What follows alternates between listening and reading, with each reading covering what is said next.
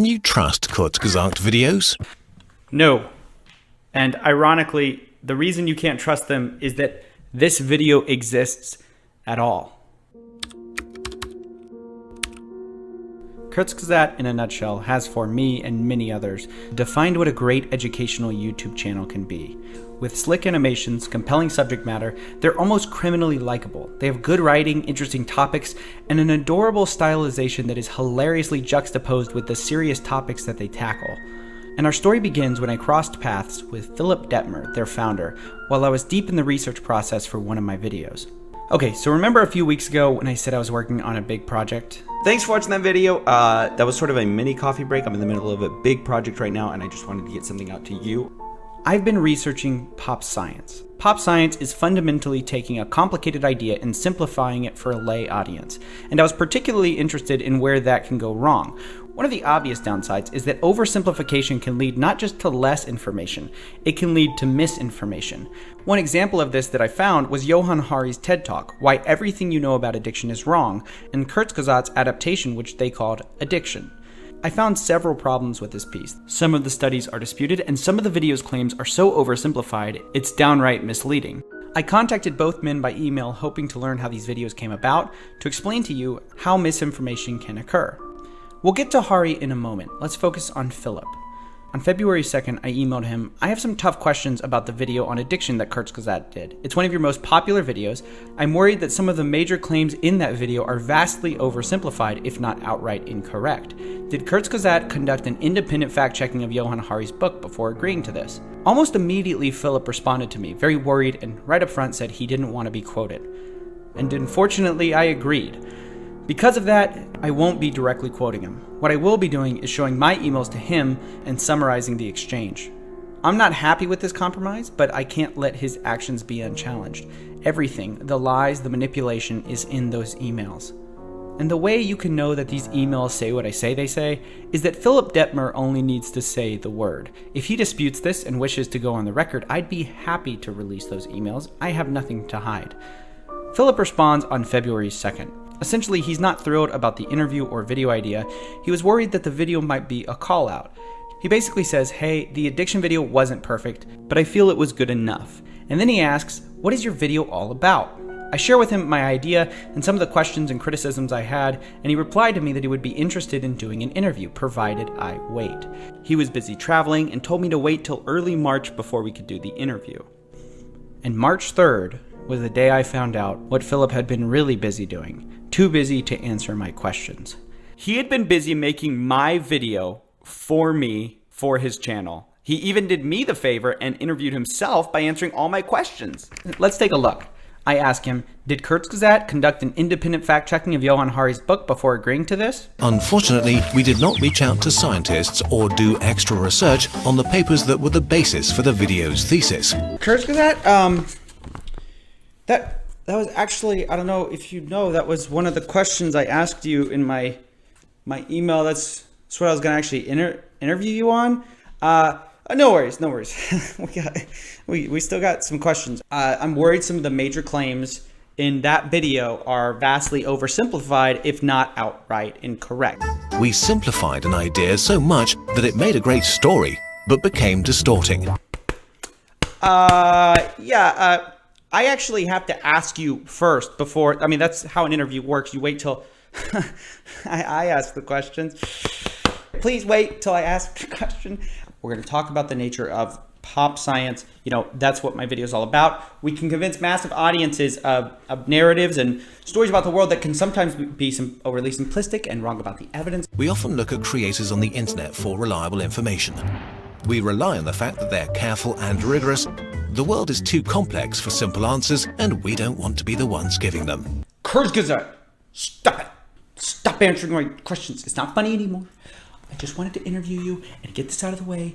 You've had this addiction video up like 4 years, so I just wanted to ask a few questions about it, if you don't mind. So I want to talk to you about your addiction video still being up. So today, we deleted them. That's why I'm making this video, to explain to you how this video kind of came about. I bet all of you guys thought, oh, Kurzgesagt releasing a really great video about how he's reflecting on his research. No, No, he's preempting all my research. He delayed me in order to stall and get ahead of criticism, which, like, I guess maybe once you hit over 5 million subs, you just feel like you can take stuff from smaller creators, because in a way, what's the risk? Even if they do say something, you're going to win public opinion because you just have more fans.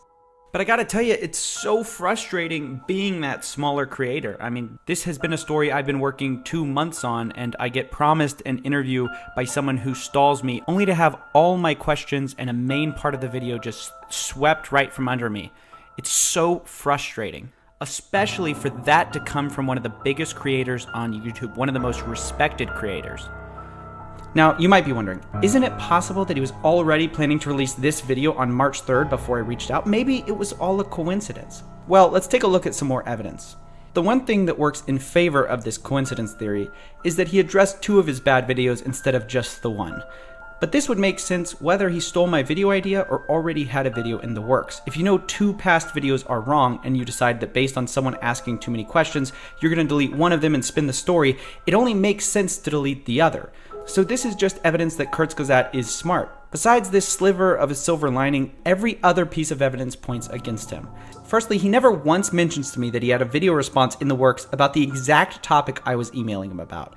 It'd be obvious to disclose that since it directly addresses not one, but several of the things I'm asking about. He could have said, hey, in 1 month, I've got the perfect video for you, so you don't have to waste a bunch of time waiting for an interview because I'm already going to address the topic.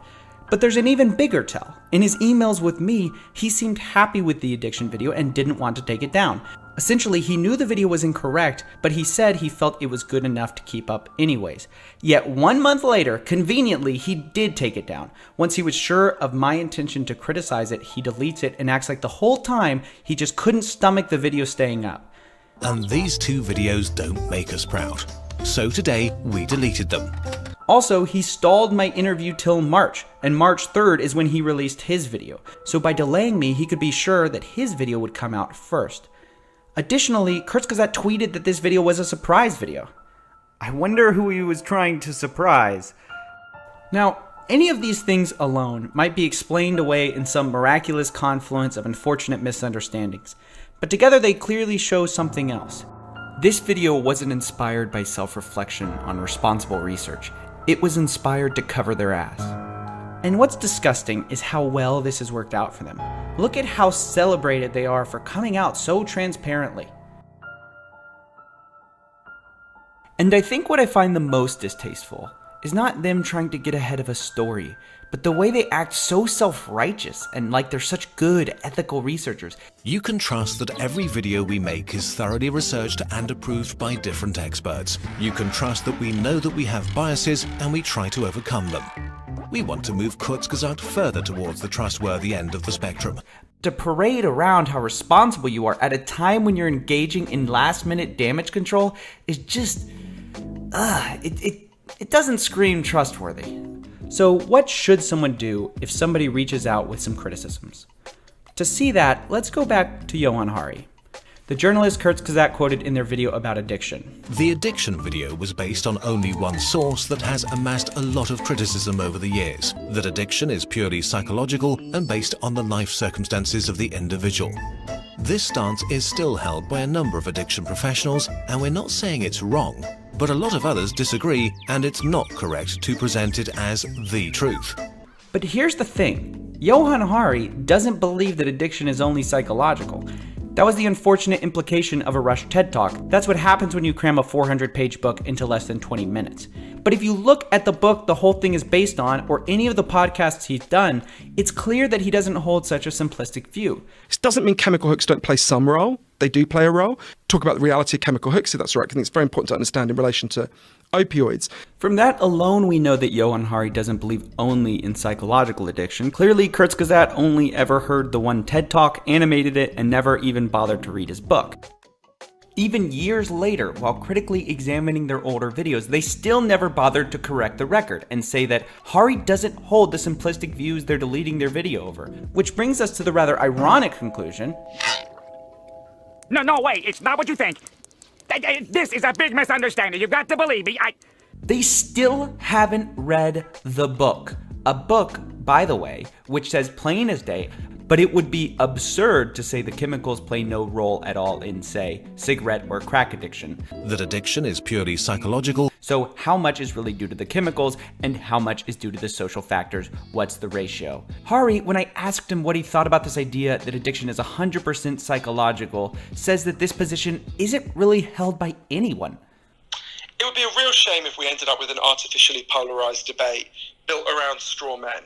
It's totally false to frame this debate as there are some people who believe addiction is all caused by the environment, and there's these other people who think addiction is all caused by chemical hooks. That's nonsense. To put Hari in a loony category who believes something that no researcher believes, That addiction is purely psychological. all speaks to a lack of even surface level interrogation of Hari's ideas or addiction research. And that extends right up to the release of their last video, which reflects rather poorly on the idea that they've since become great researchers who go back and forth between books and real scientists. This stance is still held by a number of addiction professionals. I've interviewed, I would say, most of the leading experts in this field. I've never met anyone who says addiction is purely environmental in all cases. That would be ludicrous. No one thinks that. The reason I'm defending Hari so fiercely here is that while Kurzgesagt exemplified shady research tactics, Hari couldn't have been more forthright. He interacted with me seriously when I pointed out some criticisms. He asked my permission to correct it in the next edition of his book, and that correction is currently listed with a citation publicly on his website, alongside 20 other corrections to his book. To contrast this, Kurzgesagt dodged all my hard questions till they could use my criticisms and story before I could, and they didn't even bother to cite their sources. And when they did cite their sources, did so in a way that castigated them with an extreme view that nobody seriously holds. How to sum up this video. Philip, founder of Kurzgesagt, is meticulous with his brand image. He portrays the channel as squeaky clean, self-aware, socially conscious. But lift the curtain, and it's a much different picture when you find out why they decided to come clean. When you look at the way they treat smaller YouTubers, and when you consider the fact that they waited 4 years to pull down their videos, only doing so at the last possible second to avoid criticism, which makes parts of their video incredibly hypocritical. We want to move Kurzgesagt further towards the trustworthy end of the spectrum. Here guys, fix that for you. Okay, that's it. That is my part in this sordid affair. Now that you have the full context, it's time to answer the question. So, can you trust Kurzgesagt? I think you can trust Kurzgesagt to do what is good for his channel. I think he'll do whatever makes him look good. But I don't think you can trust him to correct himself or take down incorrect videos without external pressure. And I don't think you can trust him to read your research, and if he does read it, he might claim he thought of it himself. Simply put, I don't think you can trust him to do the right thing when no one's watching.